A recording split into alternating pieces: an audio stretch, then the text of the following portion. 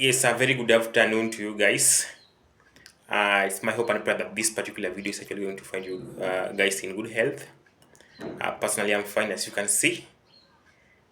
Yeah, the weather in this area is also fantastic.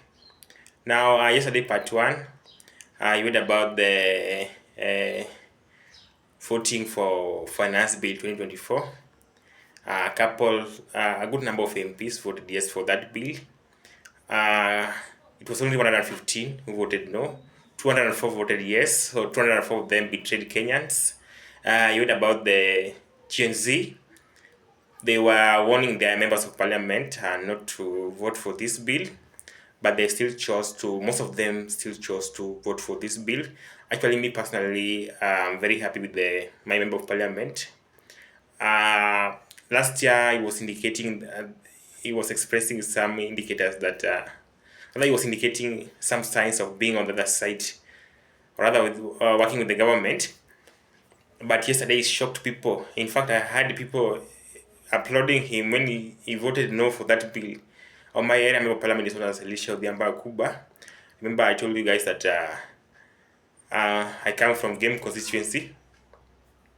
Uh, yeah, so Honorable Elisha, if you can hear me right now, kindly know that we as people of Game, uh, we are very happy with whatever we did. We didn't expect that you are going to vote no for that bill. So just know that we are very grateful from the bottom of our heart and continue listening to our voice.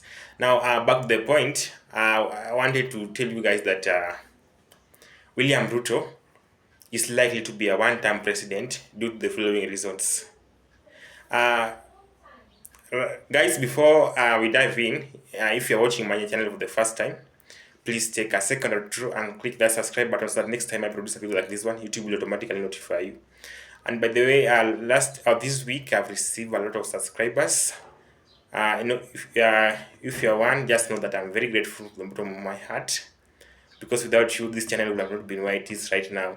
And by the way, on Thursday, not on yeah, on Thursday, I I wanted to live stream for you the activities that are happening there in the CBT, that is Nairobi, near the Parliament building. I was there with my cameraman, but police were all over the place. They were trying to manage the crowd so that they don't invade the Parliament. So unfortunately, I was out with my cameraman, and just by bad luck, I don't know. Uh, he just by bad luck he met with a cop, and I think he was arrested. So I had no option but to quit my plans for live streaming for you the demos that happened there in the city. But maybe for Tuesday, if they will be there again, I'll try my best to live stream for you what will be happening on that particular place on that day. So I had no option but to quit, because I had to look for ways of maybe bailing him out. So I had to ask for help from friends, and that's how it ended up not working out for me. So guys, before I waste more time, kindly allow me to swing into action. Uh, the very first reason why William Ruto is going to be a one-time president is because during the 2022 campaigns, William Samuel Ruto came out with a narrative known as hustler. He convinced people, the Mamamboga, the current government, the person who was heading the government by that time was Uhuru Kenyatta. So he was claiming that the current government, the government who was in position, the person who was heading the government at that time, didn't know the suffering of people because he was raised up in a well-off family. He was saying that he was the one who came from a very poor background. He's the one who understands the problem of these people. So he asked them to rally behind him, and they will, at the end of the day, they will benefit from his government. In fact, immediately after, I don't know, he was announced the president-elect, he told people that immediately I put Bible down, the cost of hunger will be down, will be as low as 70 Kenya shillings. But that never happened. We saw the price of hunger rising up to 250 something. Cost of hunger has never reached 250. That's the one for 200 2 kg. The normal brand, the Soko brand, and the, I don't know, this one is called Gala. The one called Gala. It has never gone beyond 250. But at that time, we was shocked when we saw the price of Funga at 250. In fact, at I just used to I just used to hear from people saying that the price of Funga have really gone up during that particular time, but I didn't trust them because I thought that they were playing politics. So one day, I decided to go to the supermarket to buy unga, and at that time I had only 200. Surprisingly, I had no option but to walk out of the supermarket without unga because I was left with 50 Kenya shillings. That's when I knew that things were serious. Besides that, apart from that, you also told our fellow young men, the youths who normally ride Buddha Buddha out here, he told them that he's going to provide them with, I don't know, motorcycles so that they can easily put food on the table. He promised them that he's going to bring down the cost of fuel down, but as of now, whatever we are seeing is totally different with whatever he promised these people. The price of fuel was up. Right now, they've been reducing maybe with the 2 shillings, with 1 shillings, which according to me has got no impact.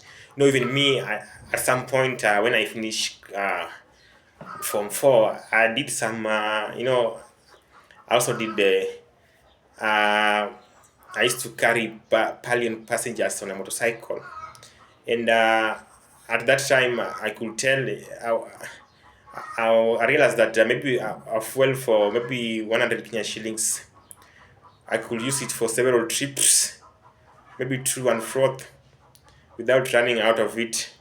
But as of now, I tried to borrow a motorcycle from a friend of mine around here, and I fueled. I used to have I fuel my motorcycle with the maybe fuel for only 100 Kenya shillings, but it couldn't take me far. The distance I moved with the, the distance which that fuel for 100 the distance where I moved with that particular amount of fuel was a little bit small as compared to the one I used to move with before. So that could tell that to tell you how high the prices of fuel are as of now. Yet this is something that he promised us that we will never find ourselves in a situation like this one again. And imagine the price of fuel is as high as of now, and the most punitive bill is yet to take effect. It's going to take effect from next month, and yet things are worse to this extent. People should prepare for tough times ahead. Right now, again, we have heard about something known as Gen Z.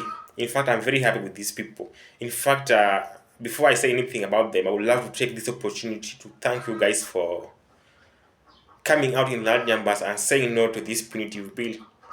You know, it is true. In fact, I heard from you are saying that our parents are normally easily deceived by they are called the millennials. They are normally deceived easily by the politicians.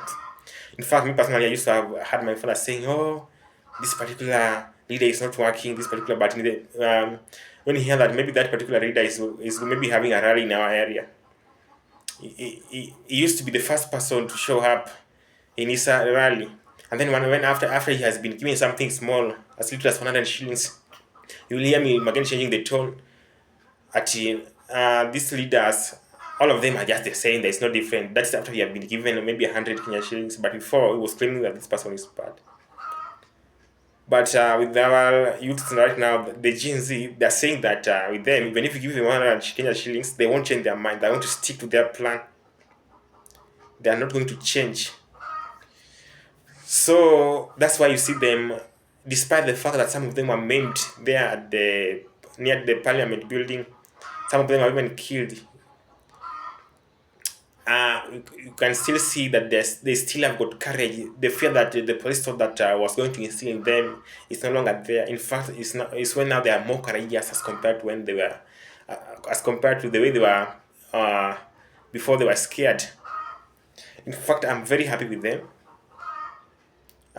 In fact, again, me coming Monday, I will join them. In fact, from tomorrow, tomorrow they said that they were going to occupy church. to send away all leaders who betrayed them by voting yes for this punitive bill.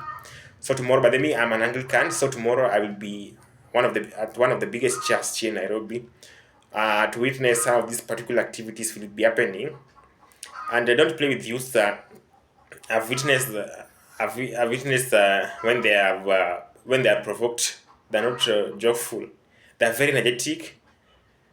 They move so fast. So managing these people is normally not easy. In fact, this time around, I realized that the people who are there in the street, they are middle class. They're not poor people. Normally, when the demos are announced, you see poor people. You will see poor people are the ones who normally go there on the street, protesting against the regime, any regime, maybe whom they find not to be comfortable with, like this one. But this time around it was different. The people were there, they were having iPhones, just like the way majority leader was saying.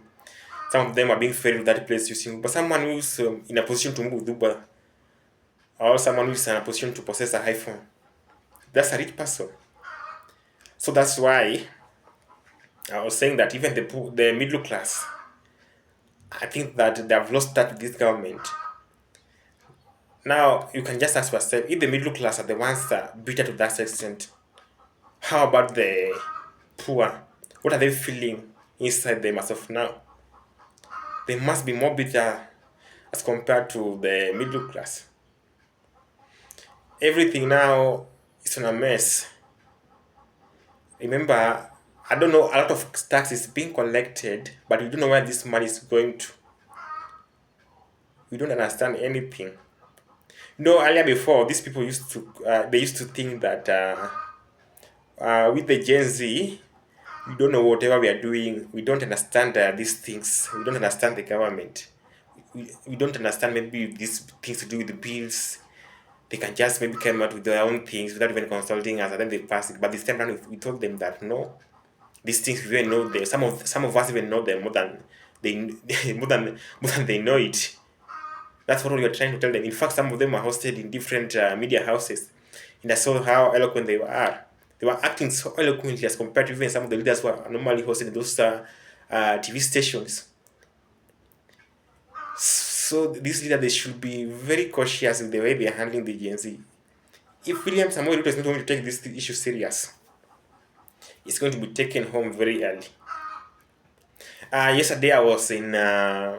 Remember, immediately after the demos, immediately after the bill had passed or was passed on, or rather after the bill was passed on Thursday, I flew to Kisumu. I bought a vehicle to Siaya. So yesterday, very early in the morning, I had to do something in Bondo before flying back to Nairobi. And I want to tell you that whatever I saw there in Bondo was not pretty. We saw constituents of Bondo. They were, I don't know, they were having some sort of, I don't know, it was a coffin. I don't know, it was representing their MP. They were trying to bring to the attention of the public that their member of parliament is dead and they were going to bury him. Such like actions, they were not pretty. One bit that the area member of parliament for Bondo listened to the people who told them not to vote for that bill. I'm very sure that he will have not faced the consequences that he's currently facing. I've heard rumors that his home was set on fire, although this has not been substantiated. I've seen it spreading on Twitter. In fact, if you go to Twitter right now, I think the area member of parliament of that particular constituency is trending at number 3 or 4 there. I think that he should have listened to Kenyans. I don't understand. Okay, people do claim that these particular members of for parliament voted yes for this bill, that some of them were bought, most of them. Now, I was asking myself that between the money that you get maybe from the president and the one that you get maybe for the office that you are holding, for the office that you are holding, between the two, which one pays you higher? Which one pays this particular member of parliament higher? I don't know that the offices pay them higher. than the money that they are getting from the president. So that means that they should listen to the people so that they can get a chance again of sitting in these offices, so they can maintain the amount of income they are earning as of now. I think sometimes it's normally just a matter of maybe being good in numbers. You do your numbers, you are well. Because as of now, look at whatever is happening to him. He has lost more than he has lose trust of his supporters. People no longer trust him. Some of his properties have been vandalized. Right now, I'm very sure he's stressed. So you see, he has a lot of problems. Why we that he voted no? Like for example, the likes of Jalango. People are also waiting for the likes of Jalango, but Jalango surprised us by voting no. Same to Pasaris and some other members of parliament. Oh, Pasaris is a woman from Nairobi, not a member of parliament, but he also voted no. But well, if you look at the way she was speaking before this bill was tabled on the parliament, she has a different tone. But immediately after she had received several calls maybe from from her constituents, she also decided to change her tone. She surprised people, but she also appeared to me like a threat. I don't trust her. Yeah, because according to me, from according to the support that he has received from the opposition, he was not supposed to support anything to do with the government unless the opposition have agreed with that thing. Is she supposed to consult the opposition before accepting anything from the Kenya Kwanza government? Yeah, she's indicating a lot of signs for betrayal, and she's also likely to lose her seat coming 2027 if she's not careful. This is the right time to change. If you can listen to me, Esther Pasaris, kindly change. Just stand on one side.